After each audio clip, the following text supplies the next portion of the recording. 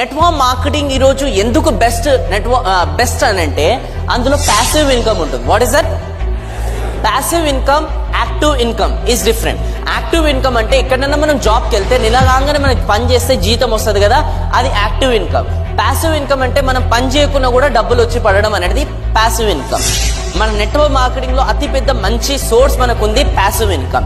ఇప్పుడు మీరు కష్టపడుతున్నారు, సర్టన్ టైం వస్తుంది, మీకంటూ ఒక డౌన్ లైన్ క్రియేట్ అవుతుంది, మీరంటే ఒక లెవెల్లో వచ్చేస్తారు.